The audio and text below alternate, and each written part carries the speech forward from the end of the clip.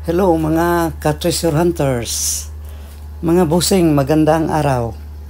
Ito yung karugtong ng ating part 20. Ito ay part 21. Kung natatandaan ninyo, ito yung binanata ng ating bakho at kailangang linisin natin yung mga lupa na nahukay. At ang ating pangalawang butas ay medyo dumami na yung tubig. Siguro yung mga bato na tumilapon nandyan, kaya kailangan gumamit tayo ng bucket. So ito yun. At saka ito yung pangalawang hukay natin, punong-puno na ng tubig.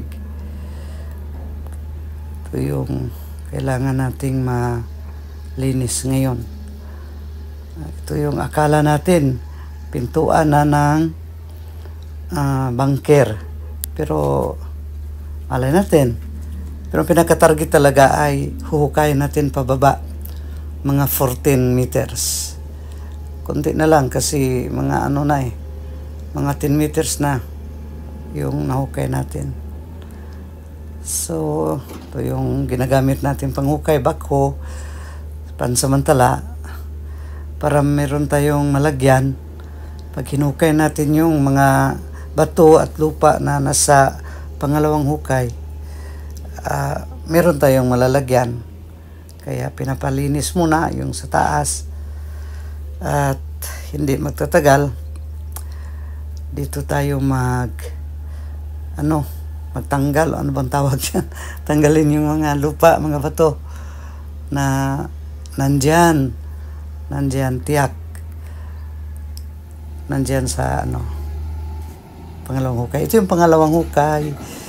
Inumpisahan na nating tanggalin yung mga bato at lupa na tumilapon sa ating hukay. At dito natin nilalagay yung pinaghukayan. Habang hinuhukayan, talaga namang meron tayong kasamahan dito. Ayaw lang magpakita ng kanyang mukha, takot. Takot daw baka siya ma-hold up. Baka akalain ng mga nakakakilala sa kanya na marami siyang pera, nakakuha ng bari-baritang ginto. Sa totoo lang po, wala pa po. Ito'y talaga, sugal, no? Sugal na gumasto na rin ng malaki.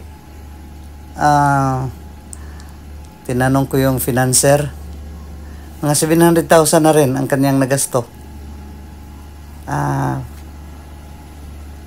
Dahil sa ang upa ng bakho, yung pinakarinta ay 2,500 per hour. Sabihin na lang natin, maka-operate ng 8 hours bawat araw. So, 8 times 2, 5 is 20,000. 14 days, that is 200,000 na. No? 20 times 10, 200,000. Kung maka 40 days, 400,000. 800,000 kung 40. Okay, 4 times 2, 8 man. So, kung 20 days, 400,000. Tapos, yung crudo pa, diesel, araw-araw, 6,000 higit. Tapos, ang bayad pa ng operator ng bakho, 1,000 bawat araw. So, 7,000 na. Tapos, yung snacks, pagkain naming lahat, ako'y nakikikain na rin. 1,000 per day. So, 8,000 ang gastos bawat araw. Maliban sa maintenance, yung tear and wear principle ba sa bakho. Minsan, pumuputok yung hose. Pag yung hose na malaki, papuntang, yung papuntang boom, almost 7,000. Tapos, meron pang oil.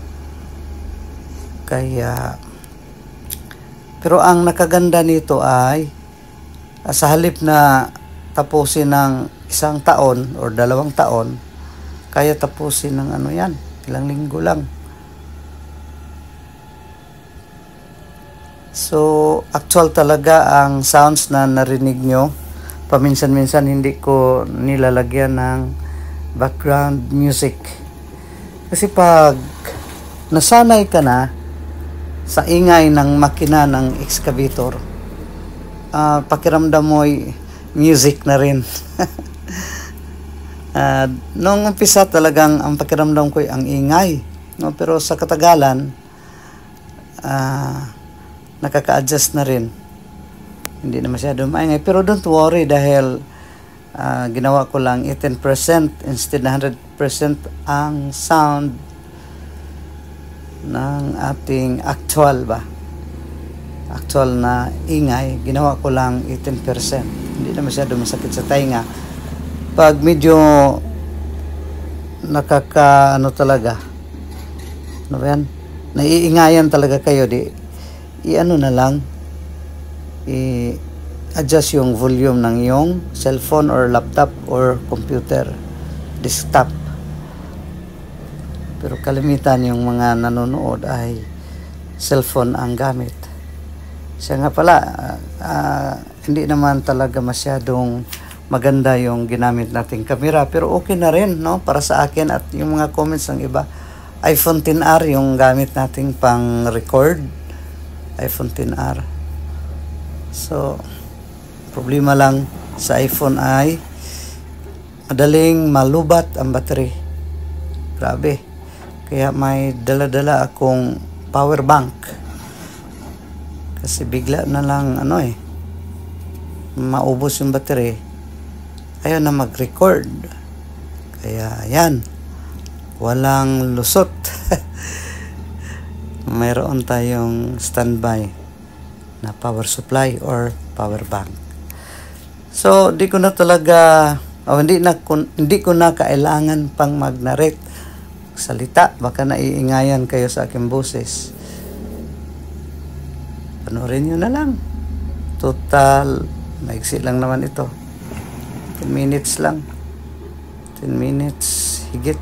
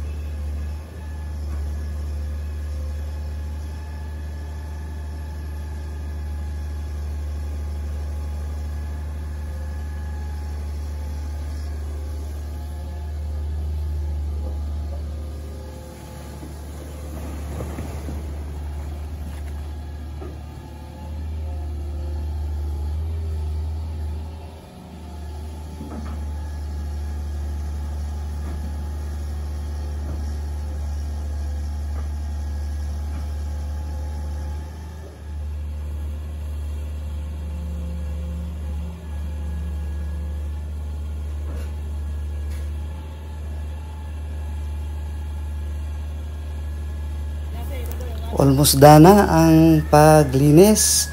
So maraming salamat talaga sa inyong panonood. Salamat sa 10 minutes higit na inyong ibinigay sa akin. Please paki-like, subscribe, at paki-share na rin. Maraming salamat talaga. Thank you so much. Bye-bye. God bless us.